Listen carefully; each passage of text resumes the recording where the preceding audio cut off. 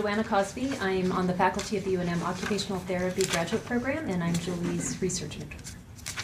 I'm Sarah Anderson. I'm a health educator and a QI specialist at Envision, New Mexico. And Kevin Worling, systems analyst at Envision, New Mexico. All right, so what I want to do now is have those of you who've signed on to tell us who you are and where you're practicing. And we're going to make sure we get your name marked down here for our roll call. And if we miss you here at the beginning, once we get started, then we'll go at the end and catch you up so that you make sure that you get credit for attendance today. So, anybody who wants to be first, *pound to unmute yourself. This is Susan Tharp. I'm calling from the Pueblo of Laguna Division of Early Childhood.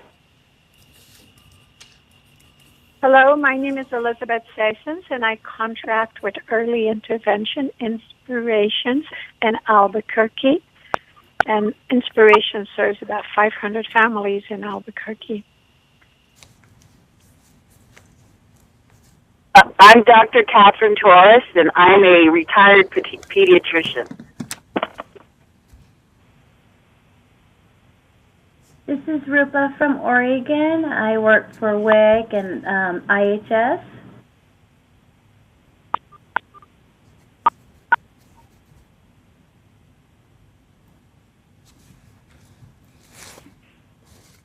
Do we have anybody else?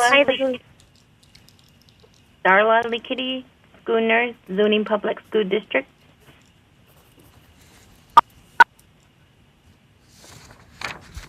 This is Lauren Foley. I'm a dietitian. Carol Turner with the Cooperative Extension Service. Marissa Mayua, Division of Developmental Disabilities Early Intervention in Arizona.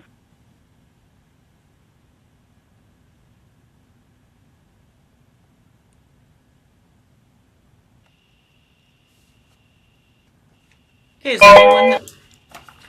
So the person who just signed on, go ahead and announce yourself, and then we'll go ahead and get started. My name is Ian Vanderwood. I'm a physician assistant. Good morning to you all. I'm pleased with the good turnout here Friday morning. I'm going to let Julia go ahead and introduce herself so that she can give you sort of perspective on her approach to this topic and her background. And then Julia, you can decide with your audience how you want questions to be asked. If you want people to just ask during the time, or if you want to hold questions at the end. But since we have a fair number on, you might want to give that direction before you get started. Okay. Hi everybody, my name is Julia Brunson. I'm an occupational therapy graduate student at the University of New Mexico. I'm getting my master's degree in occupational therapy. And a little background on this specific subject. This is my project thesis for my master's degree. I'm assisting a faculty member, Dr. Joanna Cosby, in conducting a research study looking at the increasing food acceptance for children with ASD in a multi-component intervention package. And in order to complete this research study, we had to look at the literature and see what has actually already been found about the eating habits of children with ASD and the successful methods that have been used to treat their food selectivity. So this presentation is based on that literature review. And if we could hold questions till the end, that would probably be best since there's a lot of us, and we can probably go back through the slides if anybody would like to look through it again. Okay, so in terms of just housekeeping here, *pound to mute or unmute. And so we give you a little time if the speaker asks a question to allow you to do that. So don't put us on hold because then we get your elevator music and everybody then gets your elevator music. On the next slide, just to remind you that you have nothing to disclose. Yes. This is what this slide is for. And that those of you who signed on will get an hour of CME CEU. On the following two slides, we're looking just to remind you all of reimbursement through Molina and Blue Cross Blue Shield of New Mexico, both Medicaid managed care organizations here who reimburse providers for presentation of children at our clinics. So if you present a patient and want a consult from our group of providers, they will pay you to do that. Blue Cross Blue Shield is $79.45, and that starts January 1st with the introduction of Centennial Care. The Molina is $150, and that's active now. So if you have questions, feel free to contact us. And also the folks at those various organizations are on that slide. So at this point, I'm going to go ahead and let Julia get started, and we'll complete roll call at the end of the presentation before you entertain questions. So we already did roll call? Yeah. Okay. We'll do it again. Okay, sounds good. So the objectives for today's session is to identify several effective intervention strategies found in the research in the treatment of food selectivity in children with ASD.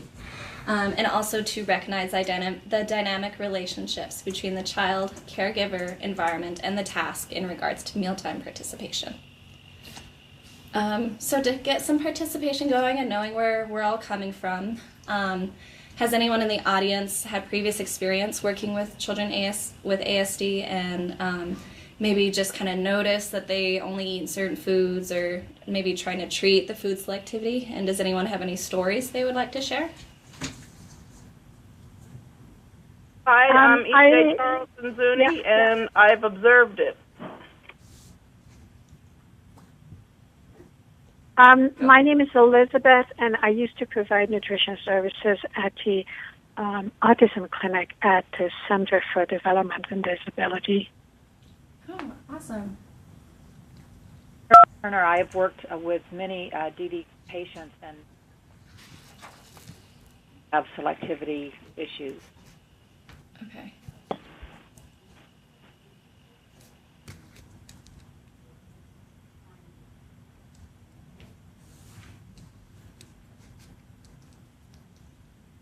Anyone else would like to share?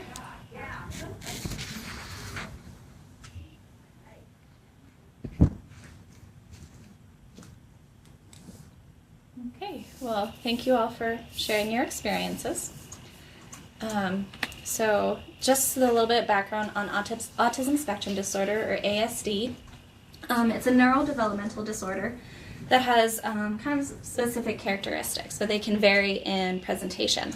So you have impairments in social interactions, communication deficits, and restrictive, repetitive, or stereotyped interests, behaviors, or activities. And this is based on DSM-4 criteria. The DSM has recently updated to the DSM-5. So some examples of impairments in social interactions may be difficulties making friends, and also difficulties in taking the perspective of others. So they don't understand that people think differently, or may just think differently than they do. And some examples of communication deficits. They don't keep eye contact or look at the person when they're talking to them, when that's culturally appropriate for them. And they may not speak at all. So there's some children that are completely nonverbal. And so that may be a communication deficit if they're not given that a way to communicate their thoughts and feelings.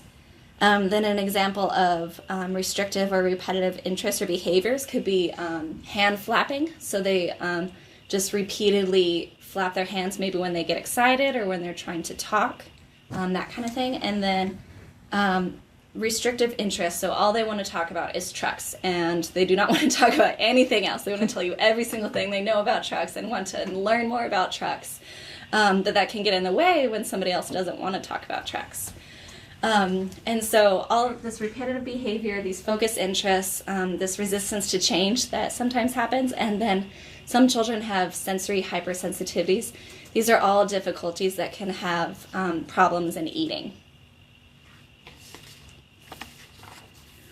So some more background. Why are we even talking about this? Well, 80% of children with developmental disabilities have feeding problems. This is a very common problem. A majority of people have some food selectivity problems. And then some studies have found that in comparison to typically developing peers, children with ASD have significantly greater feeding problems and eat a narrower range of food. So it's not just being a picky eater, but they have very severe feeding problems, and they will only eat like chicken nuggets and Cheetos. And that's all that their diet consists of. And those that are dietitians are probably cringing a lot right now just to hear that. And then one study found that 60 to 90% of children with ASD exhibit feeding difficulties.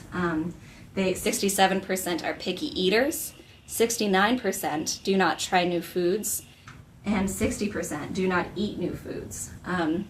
So this is probably 2/3 of children with ASD are having these difficulties. So this is a major issue that needs to be addressed. But with this, feeding difficulties arise from a complex interplay of many different factors. There's biological factors, behavioral factors, psychosocial factors that need to be considered when you're addressing these issues. So just to give a little bit of theory behind it, I'm a student, so they always want us to have the theory, the lens that we are looking through. And so we will be looking through dynamic systems theory lens, and specifically looking at development. And according to dynamic systems theory, children or people in general are always growing and changing. Who you were an hour ago or a year ago is not the same. So we are always constantly growing and changing. But with that, dynamic systems theory recognizes that there are recognizable patterns that we go through in our lifetime. So we have certain milestones as children that we meet, or different stages of life. So we know adolescents, they kind of have the general characteristic of being very self-conscious, and that's just kind of what happens in that kind of stage of life. Dynamic systems theory also takes into consideration the past and how it affects the future. So past experiences, if the child was able to stand up with the help of furniture and was able to stand by themselves, then they're more likely to try to do that again if they were successful based on their past. And you also have biological and social constraints. So if the child is not biologically or physically, maybe they don't have legs, so the difficulties in the development in that will be a little bit difficult, as well as social constraints. So if they are in a low socioeconomic status kind of area, maybe there's not any parks, maybe their parents are always working, and so the current circumstances and the past circumstances will definitely affect future development. Dynamic systems theory considers everything complex. There's so many things going on that it's kind of hard to figure out, that it's not in a linear way. Everything is very time dependent, but it is also relatively stable. And then some examples of the systems that are involved, they are all equal and they are all interacting with each other, but not in a linear way. So some examples of the systems that are going on with children is a physical or cognitive, socio-emotional, spiritual, environmental, biological, symbolic, cultural, communicative, and perceptual. So with dynamic systems theory, it's taking into consideration all of these systems, all these things going on with the child, and looking at that through the developmental stages. So going to specifically to food, this is a hierarchy of food acceptance.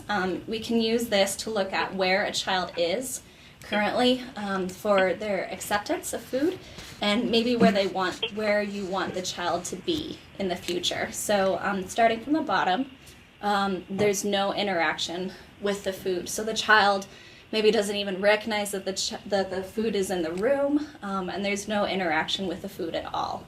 Then the next step up, there's no toleration of food on the plate. So when the child realizes that the food is in the same room with them, maybe they start freaking out, they start crying, they want to leave the room, they will not even tolerate the food being around them. And the next one up, they will tolerate the food on the plate, but they won't even touch it, they don't want to even do anything with it. They're okay with the existence of it being next to them, but that's about it where they are. And then the next step up, touching with a tool. So the child is maybe okay poking at it with a chopstick, or will want to kind of poke it with a spoon or something, but just touching it is as much as you can get out of the child. Or maybe that's the goal, is just to touch it. If they originally don't even tolerate it, maybe trying to get them to, with some strategies, to just touch the food with a tool. And then the next one up, touching with the hand. So maybe giving them that sensory experience of just touching it, maybe squeezing it, seeing what the texture feels like. And then the next one, touch to lips. That can be maybe if you can't get the child to all the way eat it, then maybe just kiss it. So you can say, okay, I just want you to kiss the meatloaf rather than eat the meatloaf. And so that's one strategy that you can use. And the next one up is touch to tongue. So actually getting a little bit more sensory input. You have to pick it up and you have to touch it with your tongue. So maybe just tell the child to lick it rather than the expectation of eating it. And then the next step up, putting it in the mouth and then spitting it out. Maybe that's all they can handle. And then in the mouth, chew it and then spit it out. So they're almost there, just can't quite swallow it yet. And then the final top one is in the mouth, chew it, and then swallow. And this hierarchy can be very much individualized according to the specific needs of the child and the characteristics that the child is kind of presenting. And so in the research, there's been about 4 different ways to treat food selectivity in children with autism. There's the behavioral strategies, so you change the social environment. There's environmental strategies, so you're changing the physical space that is around the mealtime. Another strategy is food, so changing the actual characteristics of the food. And then the last strategy we can use is communication strategies. So changing the ability of the child to have a more dynamic voice, getting them to choose what foods they want to try, or giving them an opportunity to just communicate their wants and their needs. So we'll start with behavioral strategies. There is an extensive amount of research in treating food selectivity in children with autism using behavioral strategies. This is definitely the most well-researched area. So the most common strategies are listed for you. So escape extinction, that is not allowing the child to leave the table, or it's non-removal of the spoon until the demand is met. So maybe the demand is just to kiss the spoon or with the food on it. So as you keep the spoon in front of the child and don't allow them to leave the table until they kiss the food. And then once the food has been kissed, then you can allow the child to leave. And then going along with that, the next one is reinforcement. So the child is rewarded either with verbal praise or access to a preferred toy or activity once the demand is met. So once the child chews the food and swallows it, then you reinforce with verbal praise or something that is desired. But what's really important with using reinforcement is you have to make sure that it is something that is desired by the child. It's not reinforcement if it's something that is just given freely whenever. It has to be something that the child wants and is desired for. Going back to escape extinction, this is a very well-established practice. There was a best practices article by Volkert and Piazza in 2012, and escape extinction as well as reinforcement were very well-established practices to use. Then going down to prompting, so you urge the child either verbally or physically to interact with the food somewhere higher up on the hierarchy. So you prompt the child verbally, take a bite of your food, or you can do hand-over-hand assistance to physically guide the child to bring the spoon to their mouth. And this is a well-established practice as well, according to that best practices article I referenced before. And then stimulus fading, so that's slowly changing the treatment protocol to increase the amount of interaction with the food. And it's kind of counterintuitive fading, you're actually increasing the demand. So for an example of that would be if you're pairing a food that they want to eat with a food that they don't want to eat, and kind of put it together, and so you have 80% of the bite is a food that they want to eat and 20% of the bite is a food that they don't want to eat, but kind of put them together and they accept it, then you slowly change that, or you fade into more demand. So maybe you go 60-40, once that's accepted, then 40-60, and then to 20-80, and then maybe to 100% of the less preferred food. And so that would be stimulus fading. And that, according to the best practices article, is a promising practice. There needs to be a little bit more research on that. And then the last one is representation. So presenting a bite again after it has been expelled. So if the child maybe pushes the food back out of their mouth or expels it in some way, just scooping it back in and plopping it back into the mouth, not allowing the child to escape that food. So the next way is environmental strategies. There's minimal amount of research in this area, but there's a few that are possible. So the first one is changing the location of the meal. So you can have the meal in a different room. So maybe instead of normally having the meal in the kitchen, you have the meal in the living room. And so every time, and you can use a reinforcement that way. So every 5 bites that you eat, then you can have 30 seconds of TV time. And so changing the location of the meal can sometimes increase the likelihood of acceptance of different foods. You can also decrease the distractions, so visually just taking as much away from the table as possible so the child is only with the plate, or also decreasing the amount of auditory noise in the background, so turning off the TV, lowering the music in the background, just trying to decrease as much distractions as possible. And then good lighting, making sure that the child can see what they're eating. Developmentally appropriate tables, utensils, and chairs, so the child is able to sit correctly and manipulate the stuff that they need to do according to wherever you are in the hierarchy. And then, so making sure that seats provide good support, that it's a good size for them once again, and that they're not hunching over, that they're using good posture. And then you can also change the eating utensils. And so using spoons, playing with forks, seeing what works best for them. You can also change the bowls or the colors of the bowls and seeing if that works. So if you say you take 3 bites from the red bowl and then you get 1 bite from the blue bowl, with the red bowl being something they don't want to eat, but they still get the food that they do want to eat in the blue bowl. And then also making sure that the meal is ready when the child sits down, so they're not just expected to sit there, because that's another demand put on top of them, on top of trying to eat new food. And then on to food strategies. This has minimal amount of research as well, but there's some strategies that have been found in the research. You can have food items not touching, so using a section plate. Some children, that's a very big deal, that they don't want their food to touch, so I'm catering to them using a section plate.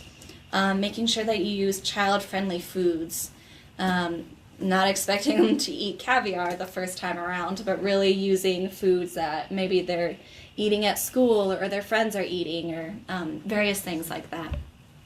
You can also do taste exposure sessions. So the expectation is not even having them to eat the food, but just experience the food, to try it out. So having them touch it, having them taste it.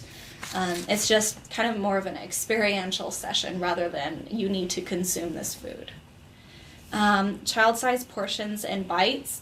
Children definitely do not have the same size stomachs as adults do, so realizing that the size of the portion can definitely be more daunting if it's a really big size, and they might feel like that's too big. So decreasing the demand by making it a smaller size will increase the likelihood that they will accept it and eat it. You can also change the temperature of the food, the shape of the food, the color of the food, and the texture of the food. So for temperature, you could warm it up. Maybe they only like warm foods, so heating it up, making sure that it's kind of up to their wants.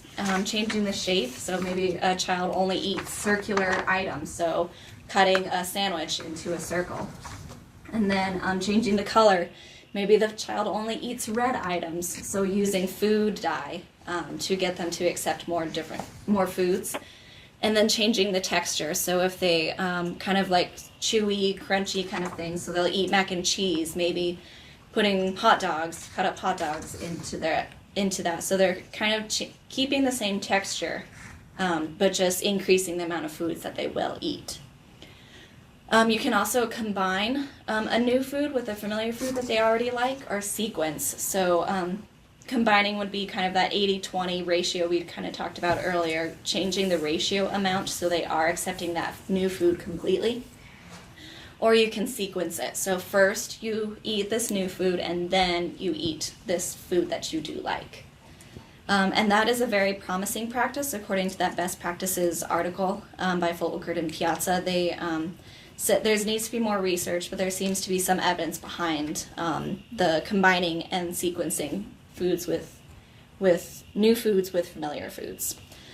You can also use condiments. So if, let's say, ranch is something that they already eat, maybe putting ranch on top of a new food, they're more likely to try it if it's something that if it's a condiment that they already like.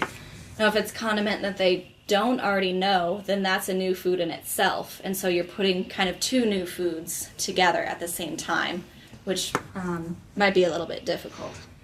And then systematically increasing the texture. So kind of what we were talking about before, the stimulus fading, that going from a pureed and then increasing the texture to maybe a mechanical soft to a chopped, that kind of thing. And then the last one, communication strategies. There is virtually no research on this, looking at food selectivity in children with ASD.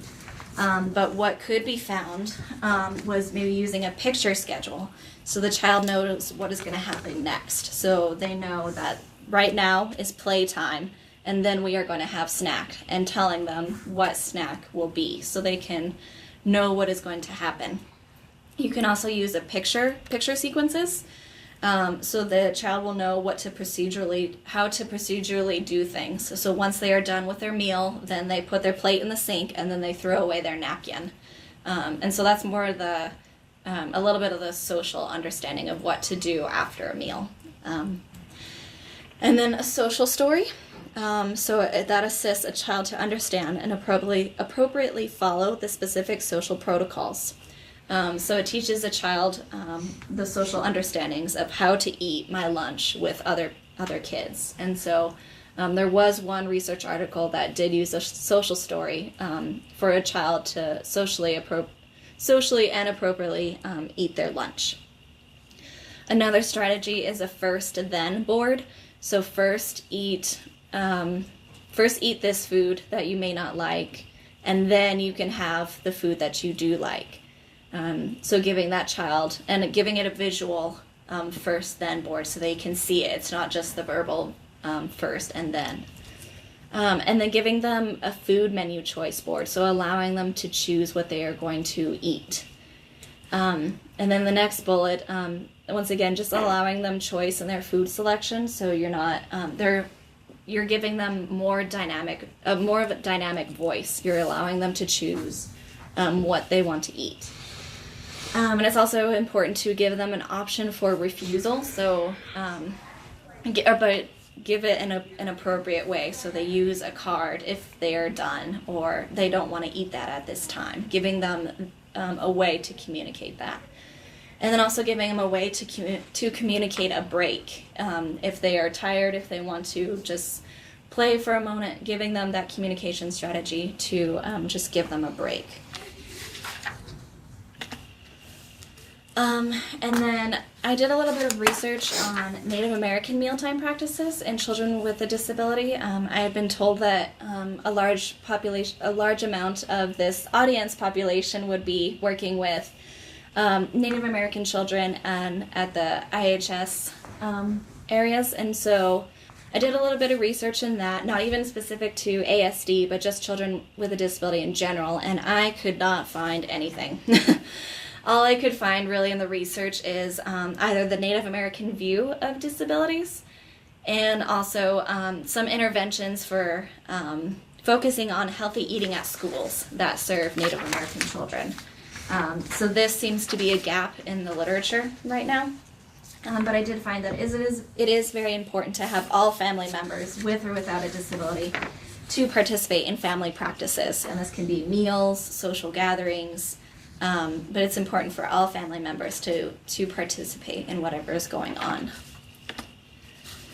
But what I did find for research, just general considerations for working with the Native American population. So there is a higher prevalence in the Native American children there's a higher prevalence and severity of disability for Native American children, and this is disproportionately represented in special education classrooms in comparison to non-Native American children. And the prevalence of disability, there's various factors, but what I could find in the research, this may be due to poverty, alcoholism, and unemployment rates that are high among the are high in the reservations. And disability is viewed from various causes. The Native American population does not generally think of the Western medical model first when looking at disability.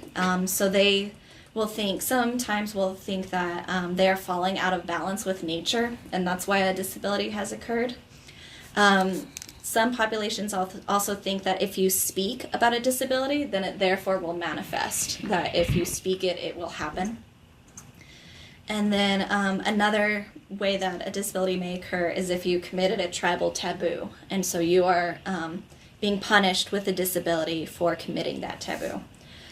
And then I also found it was really interesting, that last bullet point, that the degree of acceptance that a family will accept a diagnosis or a treatment for a child with a disability depends on the family's level of acculturation to mainstream society. So they may not want the diagnosis or may not want the treatment, but it may depend on the level that they are acculturated into mainstream society. But also, it is also important to consider their beliefs, their rituals, and putting that together with what you want to do for your treatment plan. Okay, with all of that talking that I've been doing, now what are we going to do with this information?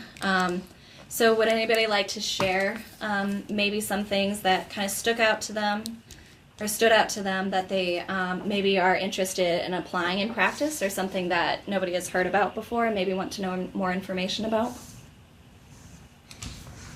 So while you're waiting for your audience, following the clock, give them about 60 seconds when you ask so they can unmute.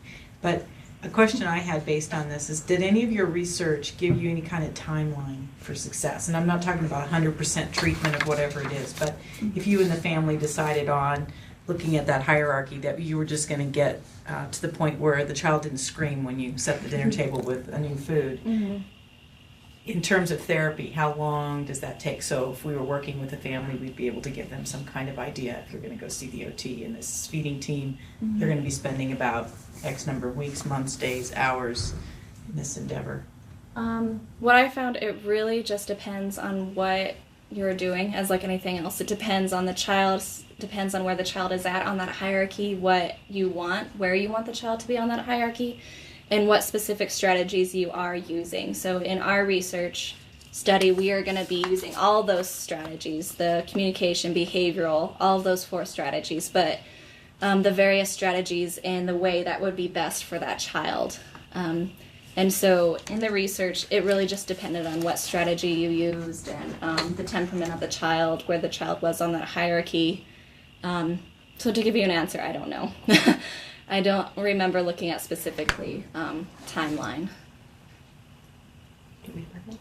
You can, absolutely. You're one of the experts now. This is Joanna Cosby, for those of you who weren't here. I'm an occupational therapist in the OT graduate program here.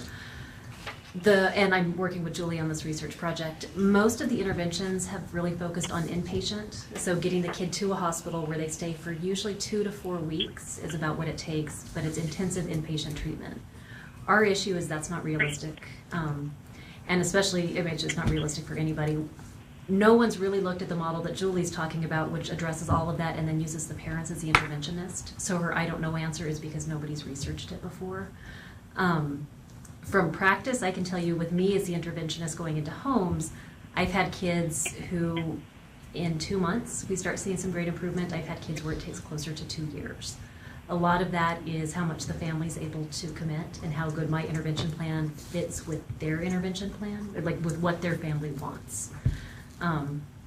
So it's a huge range. It's not fast, but what you do tend to see, I've seen it and I've seen other professionals who've seen it is there seems to be this point where all of a sudden the kid figures out, okay, I've now acquired 3 or 4 new foods. Foods aren't bad.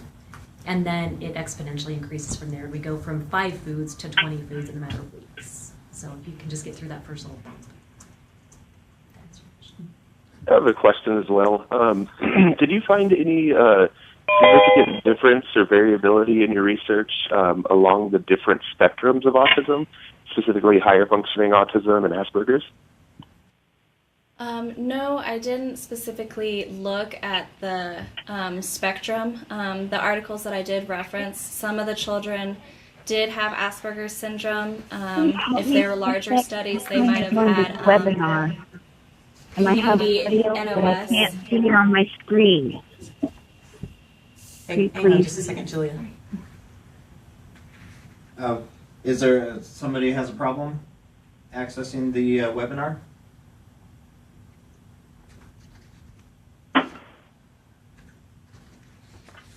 It's probably too late to troubleshoot the problem at this point, so we're about 20 minutes, we're about 40 minutes in. The handouts are available on the website if you'd like to follow along that way and stay on audio. That's probably the best way to go with this. And whoever this is at the end, if you want to just sort of be the last one to hang up, we can get your information and see if we can't set you up with a solution for next session. So do you want to... Okay, thank you. You want to repeat the question, Julia, and then your answer? If I heard the question correctly, and if I remember it, it was talking about if there was any variance among the research across the spectrum, looking at Asperger's syndrome, comparison to autism.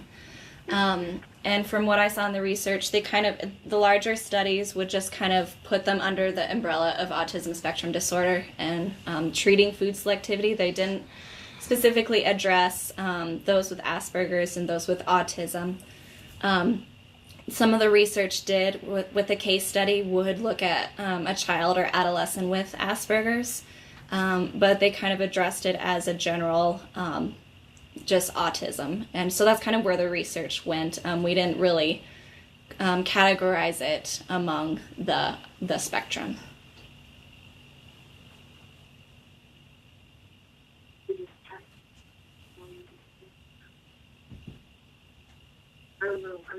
Hi, this is Dr. Catherine Torres, and I was wondering, in your research, have they looked at adults with ASD and how healthy they are? I mean, having especially high functioning where they do have picky habits, but are they less healthy or more healthy than the general public? In my research, I did not look specifically at adults with autism. We narrowed down our research to just children. But in the research, it was the various articles that I did see, they did address the nutritional needs of the child. And in some, it was very severe. It was a case study based on an inpatient stay that the child was very dehydrated or just not with a lot of nutrition, just missing a lot of vitamins and minerals and things like that. So I did see some extreme cases. There are research about that there is a deficit in the nutritional needs because of their very restricted diet. And I would assume that this, if not treated, that it goes into adulthood. But like I said, I did not look specifically at adults. I just looked at the children articles. Add just a little piece to that, Julie. I think one thing, Julie's done a beautiful job of pulling together a wide range of research that makes it sound like there's a lot out there. The reality is most of the articles we found have been, in the last 2 to 3 years. I mean, this is a very brand new area of research. So I think all of these ideas are fabulous, and I'm frantically taking notes. But there's really not a whole lot of information out there. It's what we all see clinically, but the research is taking a while to catch up. So as you guys are Thank talking you. about... I guess what's curious to me is that since it runs in some families, I'm just curious. Sometimes when we're working on the nutritional part with that particular child, the family also is very picky. So it's I was just curious to see if anybody's really followed some kids into teen or adulthood And obviously they haven't, but that would be kind of interesting to know. There you go, your next research project. Yeah. You can follow these kids longitudinally. That's right. So I have a question about when you're talking about communication strategies, and you said there really wasn't much there, but you guys are going to try to put this together in your intervention.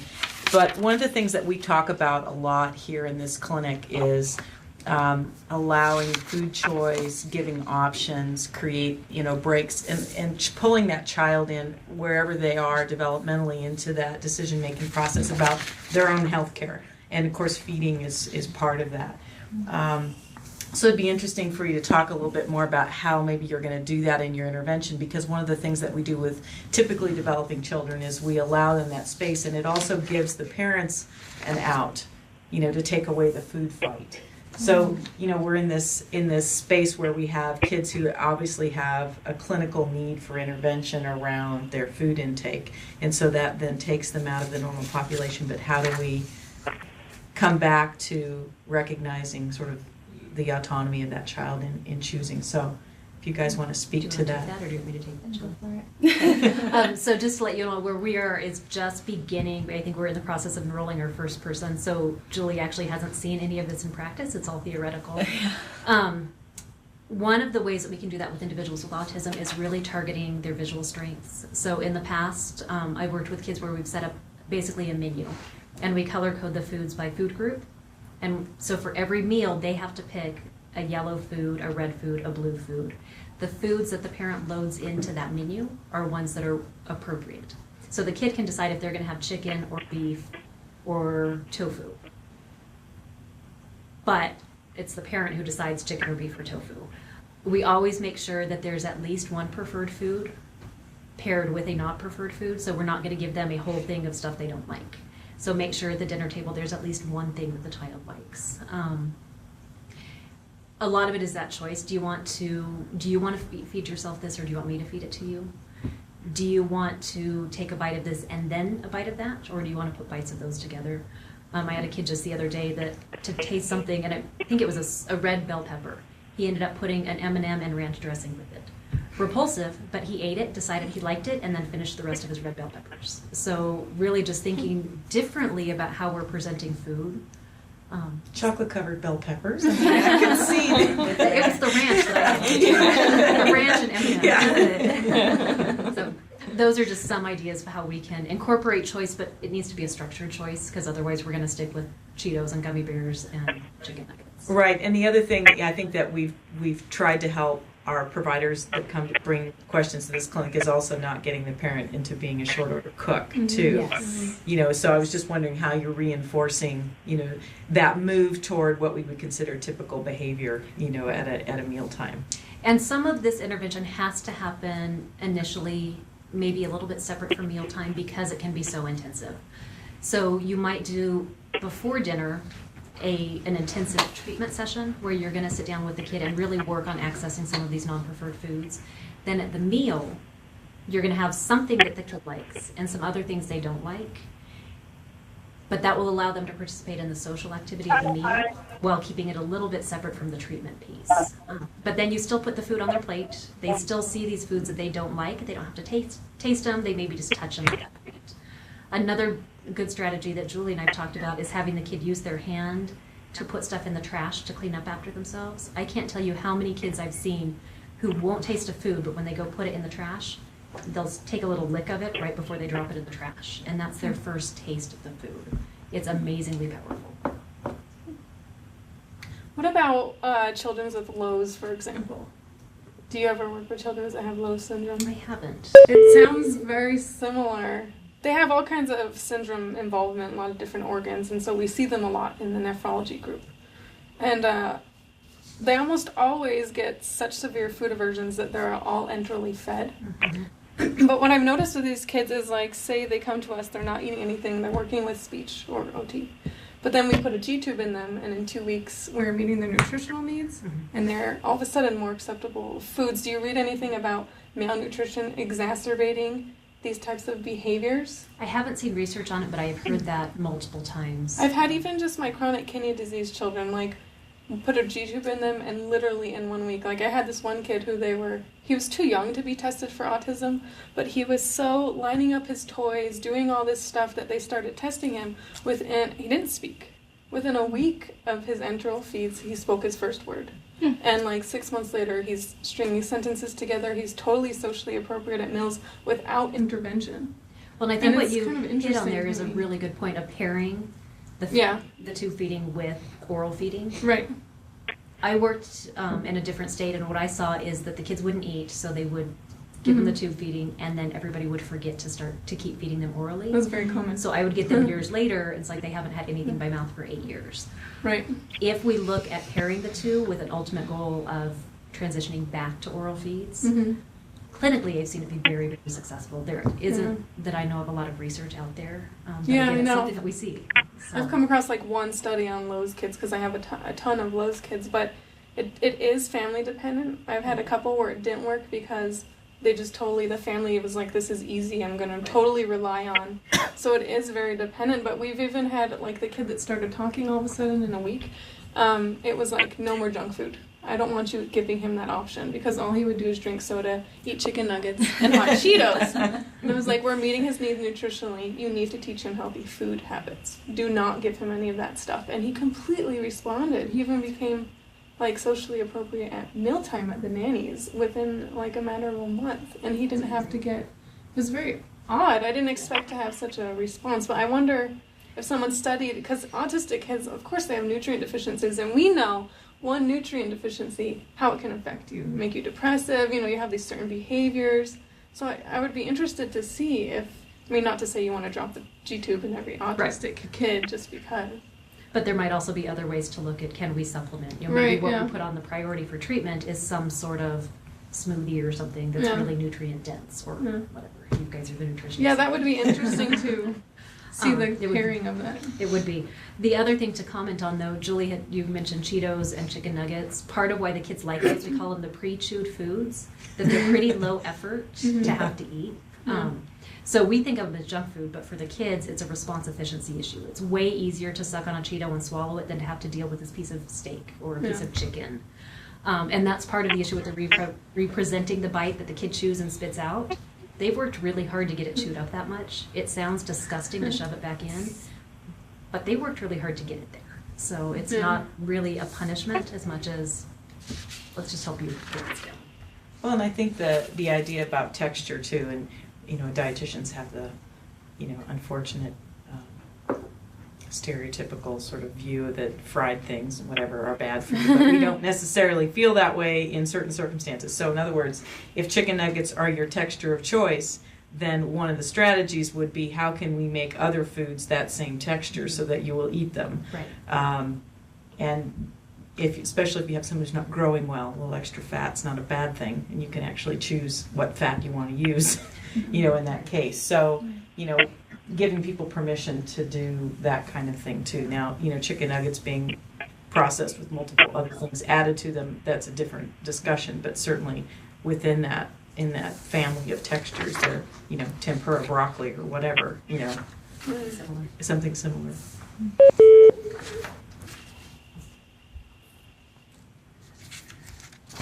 So do we have questions from those of you who are out in the audience? We've been having our own little discussion here. It's star pound to unmute. And since there are a lot of you, one of the strategies that you can use on the webinar is that Kevin actually can monitor a chat. So if you just have a question and rather type that in, he can read that to us. Or, if you notice that you're talking over someone, just take a breath and we'll try to get everybody in here. We have plenty of time. This is Elizabeth. I have a comment. I wanted to point to the article, the research article that was done by Donna Lochner, who's a professor at the University of New Mexico, now retired, and she did it in collaboration with the Department of Occupational Therapy, with one of the faculty members. And they looked at the diet adequacy of children with autism. And I think they had about 40 children with autism from age 3 to 5 or 3 to 6 and 40 typically developing children. And they did 24-hour recalls and looked at supplements and vitamins and analyzed it all and found that the children with autism, their diet nutritionally was not that different from the typically developing children. Now, that is not to say that the diet of the typically developing children was ideal. There were several nutrients that were low, and on the top of my head, I remember magnesium, calcium, vitamin D.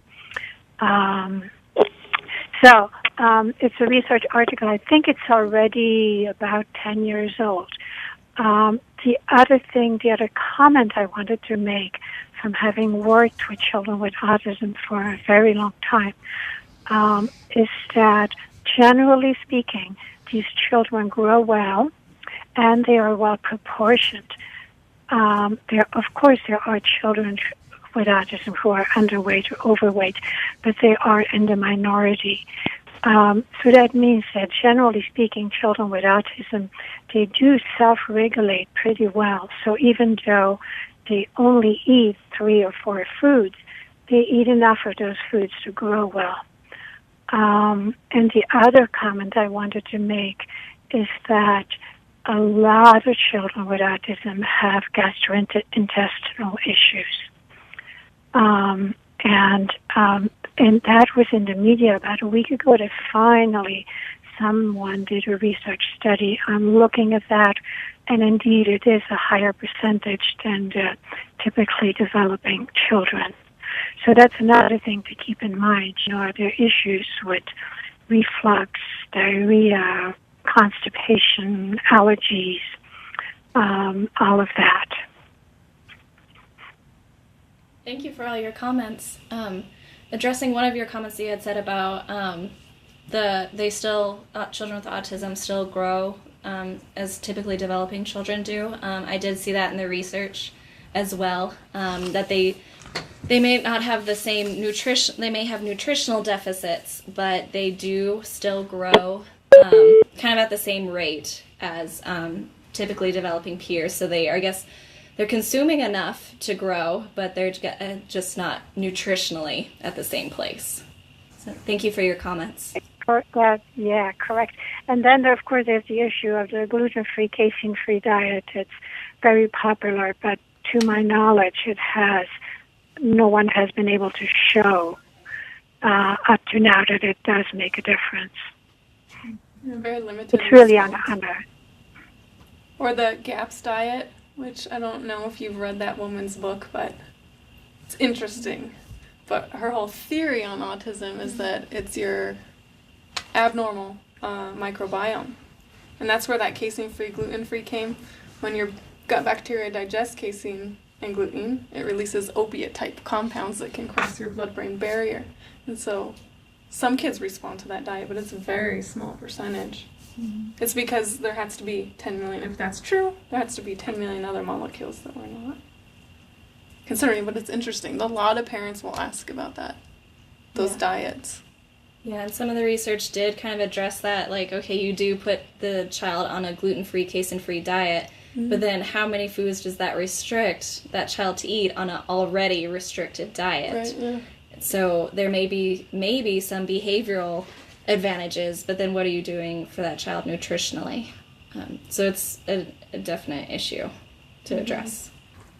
I think one thing that I'd just like to add is this is really interesting for me to listen to you all because you're coming from such a different perspective from Julie and I. Mm-hmm. We're approaching this from the family participation aspect and the families who say, but my kid, we can't even go out to dinner or we can't sit at the dinner table together. I have to always make them separate foods. They won't eat what we eat. So we haven't necessarily focused on the nutrition aspect as much as what does that family need to get that child to be part of their family. So all of these nutrition questions are really interesting. Yeah. Yeah, and I think we like to be in that same place too. About you want the child to be at the family table. Right. So how do you accomplish that? And I think the other part of that is then when do you make it okay for the parents not to expect that child to go out to dinner with them? So that's the other thing behaviorally, is that there are going to be places where, you know, do you take your 2-year-old out to a fancy restaurant with, you know, white? No. And there are parents who will insist that their child should learn how to behave in that environment. But, you know, I will say, you know, that's probably an unrealistic expectation for that child. When it takes 20 minutes for the waiter to give you the menu because you're having a nice conversation, that child's done with everything in 10 minutes and ready for the next thing. Right. So, you know, when in your interactions with the families do you give them permission to step away from that particular expectation that, yeah, we can work on it at home, but maybe you might want to rethink the idea of going out to a restaurant where there's a lot of stuff going on and too many choices. Yeah. A fish tank to go hang out at.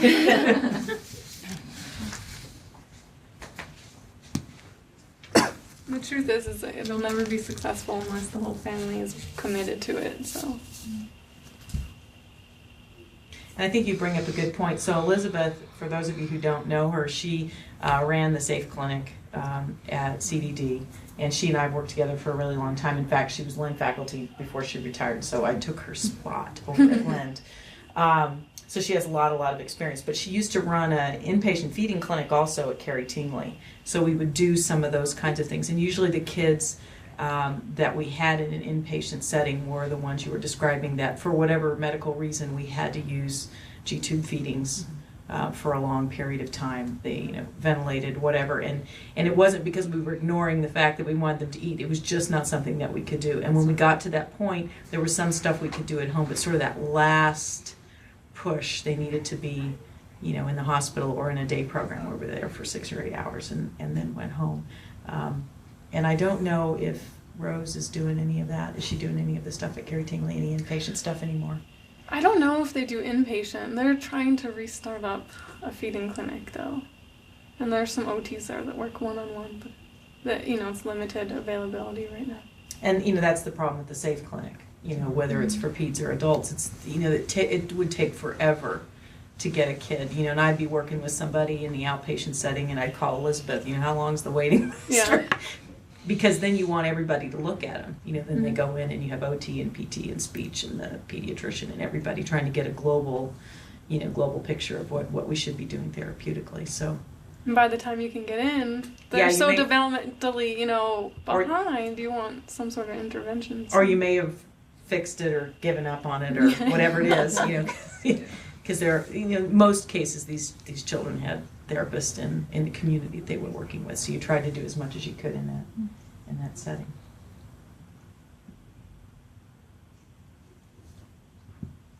Yeah, this is Elizabeth again. My understanding that the feeding clinic at Carrie Tingley, they're still doing some outpatient work, and the main person is Valerie Girard, the occupational therapist. But my understanding is that the program has not been working as fully as it used to work since Dr. Fall, the gastroenterologist, left. Yeah, that's correct. That Presbyterian will be having something in January. At the downtown? Yeah, they have like, I forget what it's called. It's like a pediatric disability type clinic, and I called and they said they're going to start accepting referrals in January for a feeding clinic. But I'm not sure. You know. But this is at Carrie Tingley? No, at Presbyterian. It's going to be a service at Presbyterian. At Presbyterian. Well, as far as I know, they have not hired a gastroenterologist yet.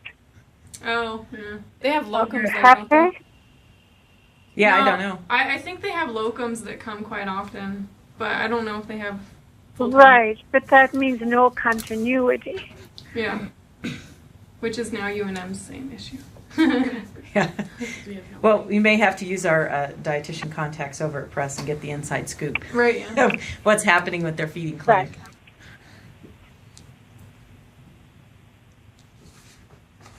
So do we have other questions or comments from the audience? There are quite a few of you on, and I imagine that many of you have experiences. So, you know, potentially now going back and looking at those questions that Julia started us off with, any stories you'd like to share that maybe tie into some of the discussion, or if you have a strategy that works, since our two guests today are really thinking about their approach to this intervention and what they want to get out of their research, maybe we have things that they can use. Be great. This is Rupa from Oregon. I work with children with WIC, and I've only experienced one mom who had her child with autism. But I wanted to know, is there any resources for the parents to provide suggestions, for different textures, or so they have different ideas of different foods, or providing finger foods, or I don't know. Sometimes it's hard. You want to be creative for them, and they can go to that, or I can go to that.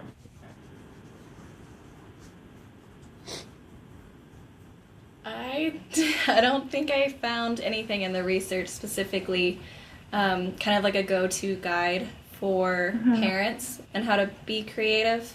It was more like the interventionists thinking about it and implementing it themselves, whether it was them implementing it or the parents implementing it.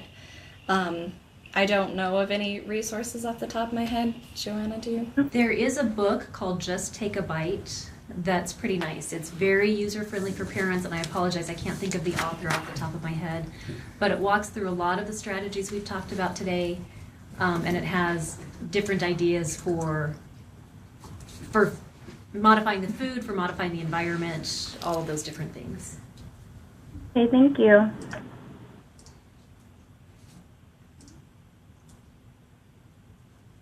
We're looking it up right now. Yeah, so the nice thing about telehealth is that we have the internet. What was it called? Just Take a Bite? Just take a bite. And let's see if we can put it That's the one. up on the top. Yeah, or either one. Any of them. What is that?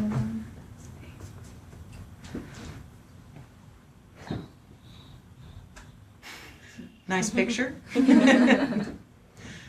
That's Lori Ernstberger. Less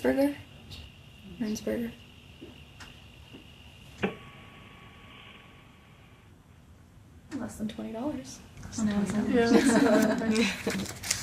So I was also wondering, as one of the outcomes of your research, to maybe create something that's a little handy guide for clinicians. Because this is a book if you have time to read it, but, a pocket card or whatever, because not everyone's going to be a feeding specialist, but, I would imagine that OTs are going to be presented with kids with sensory issues, regardless of whether or not they have autism, and that might be helpful.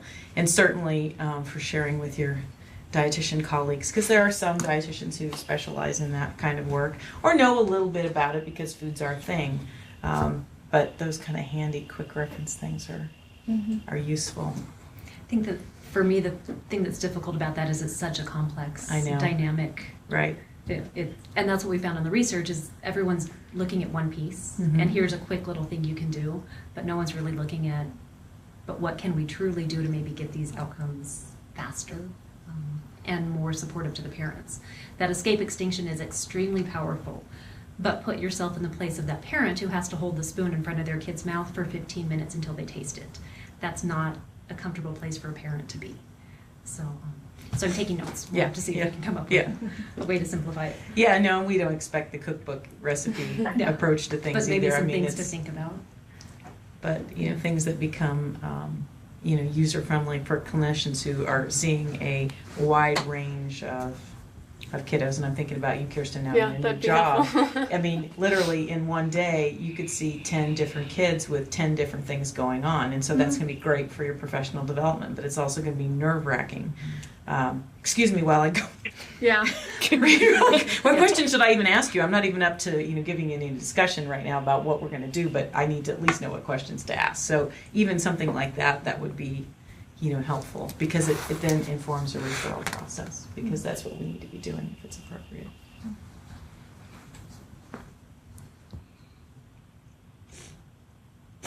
Any other questions from the audience? Stories, comments, words of wisdom?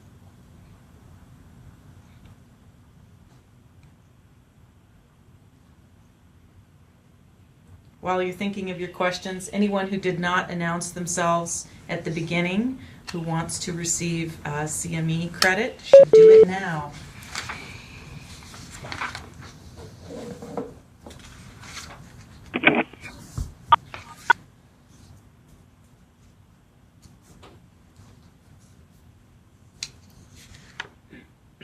This is Joan Gugliotta.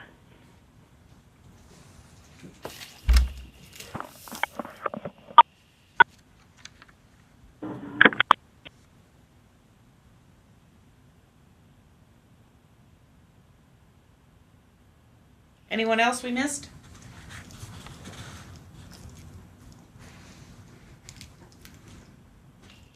Okay, any more questions from our studio audience at Studio Envision before we let Julia conclude?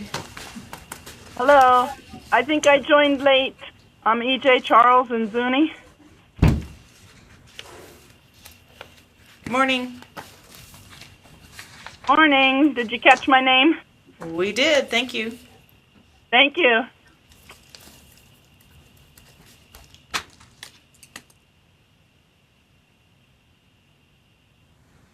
Okay, Julia, it's up to you. And just for the references, there was a colossal amount. So there's a separate reference list attachment on the page. I'll look and see if it's on there because It is. Yeah, it's available for download along with your slides. Okay. So go back to where you registered for the webinar if you didn't get it already, and download the 2 handouts for the session. All right, thank you very much. Thank you, Julia, for sharing this with us. It was great. Thank you for having me. And we're going to have you come back when you've at least seen a couple of your patients. In the spring, hopefully. In the spring, and we can see what you've learned because we're all anxious to implement good things. Thank you very much.